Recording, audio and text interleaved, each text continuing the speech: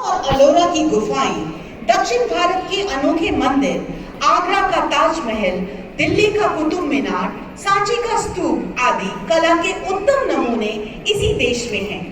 अतीत को ध्यान में रखते हुए जब हम वर्तमान की ओर देखते हैं तो प्राचीन समय से ही योग के माध्यम से हमने संतुलित जीवन शैली विकसित की थी और आज के समय में भी भारतीय प्रयासों के फलस्वरूप योग को समस्त दुनिया द्वारा स्वीकार कर लिया गया है। आज गणित विज्ञान के साथ ज्योतिष और संस्कृत भाषा की महिमा को पुनः प्रतिष्ठित किया जा रहा है, तो अंतरिक्ष के क्षेत्र में मंगलयान, GSLV Mark II जैसे आविष्कारों से हम पुनः उसी दिशा में चलायमान हो रहे हैं जहां गौरवशाली भविष्य हमारी प्रतीक्षा कर रहा है। ज्ञान मंदिर के छात्र एवं छात्राएं भारत को फिर से विश्व गुरु बनाने की राह पर अग्रसर हैं और यह तभी हो सकता है जब आप और हम सभी मिलकर सारे संसार को एक कुटुंब की तरह समझें। अयं निज करोवेति गणना लघु चेतसाम उदार चरितानामस्तु वसुदेव कुटुंबकम।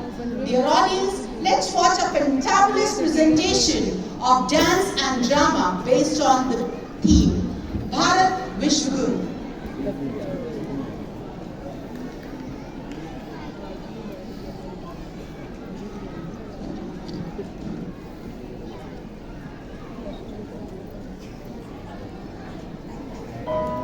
मालूम है मुझे सफर लंबा तय करना है, फिर चलना तो प्रारंभ करना है। मुझे नहीं पता मंजिल क्या होगी। जिंदगी में जो मिलेगा वह हंसकर करूंगी। जिंदगी जो बनाए वो मैं बनूंगा। मैं कवि, मैं लेखक, मैं इतिहास रचूंगा। कोई जोर नहीं दुनिया वालों का, स्वतंत्र हूँ मैं, स्वतंत्र रहूंगी। मैं भारत का रहने वाला हूँ, भारत के नव निर्माण में सहयोग करूंगा।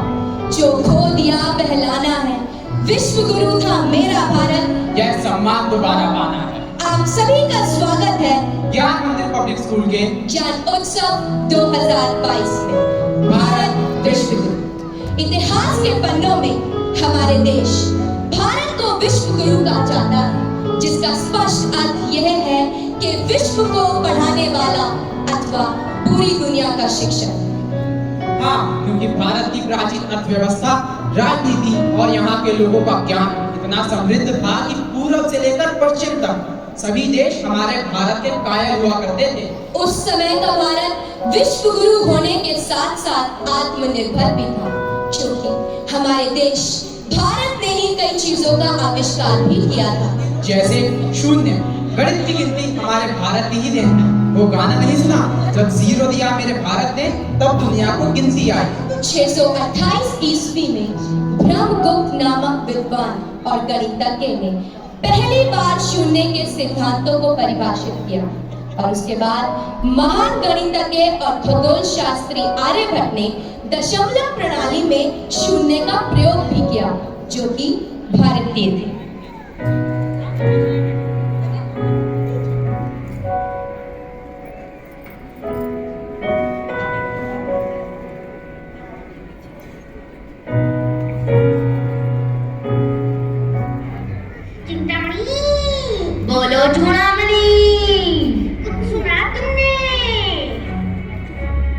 यही ना कि महाराज बुद्धगुप्त ने आर्यभट्ट के सामने नालंदा विश्वविद्यालय के कुलपति पद का प्रस्ताव रखा है।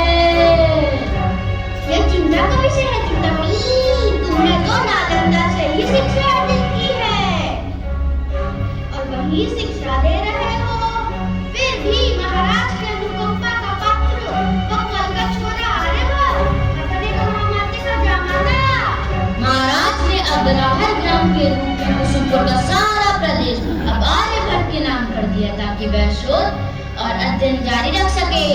वो जो भी शोध करेगा वो हमारे हितों के विपरीत ही होगा, मैं तुम्हें आज ही बता सकता हूँ। यह बात हमें महाराज को चलकर समझानी होगी। सही कहा तुमने, चलो।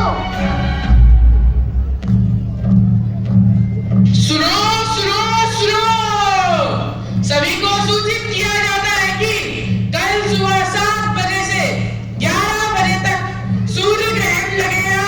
ये शास्त्रों के अनुसार सभी को चेतावनी दी जाती है कि वे दान पुण्य दक्षिणा देकर ग्रहण के प्रकोप से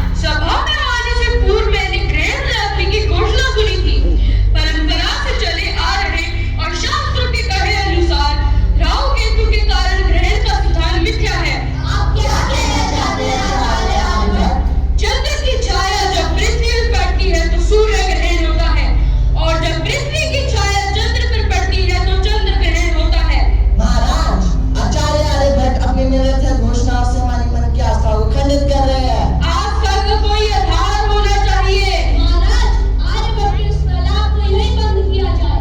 शांत, सभा में अव्यवस्था न फैलाई जाए और आचार्य आर्यभट्ट को उनकी बात कहने का पूरा मौका दिया जाए। धन्यवाद महाराज।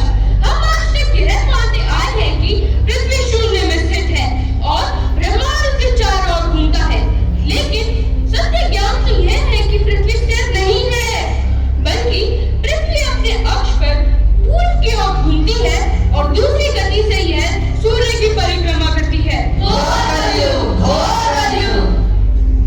महाराज, पृथ्वी अगर घूमती है तो हम इस घूमती पृथ्वी पर खड़े कैसे हैं? हम गिर क्यों नहीं जाते?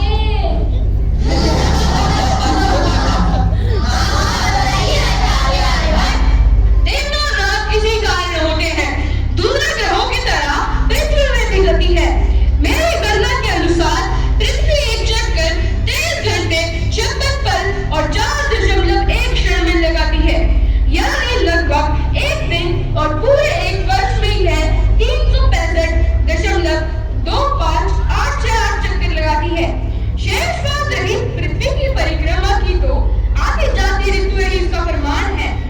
आर्यभट्ट, आप मिथ्या ज्ञान को प्रचारित करके वेद वेदांत और बड़े-बड़े ऋषि महर्षियों के ज्ञान और विवेक का उपहास कर रहे हैं। ज्ञान की कोई सीमा नहीं होती और विवेक का उपहास हो ही नहीं सकता। यह प्रकोप और प्रलय का सिद्धांत मिथ्या ज्ञान पर ही आधारित है।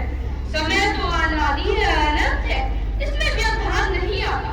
यह तो चलता ही रहता है और एक युग से दूसरे युग में प्रवेश के समय भी ना विनाश होता है और ना पुनः सृष्टि। केवल ग्रहों की स्थिति में परिवर्तन होता है। तो बताइए, ये कौन सा युग है? बताइए। हम कलयुग में रह रहे हैं और इसे प्रारंभ हुए 1,83,602 वर्ष हो चुके हैं और पूरे युग की आयु 44,20,000 वर्ष है। आचार्य आर्यभट्ट, जी महाराज। 23 वर्ष की अल्प आयु में ही आपने इतना महत्वपूर्ण कार्य किया है। शून्य और दशमलव के प्रयोग और महत्व को बड़ी सरलता से समझा दिया। हम कामना करते हैं कि आपके यह अन्वेषण इस देश और विश्व के कोने कोने में पहुंचे। आप सही अर्थों में विश्व गुरु हैं।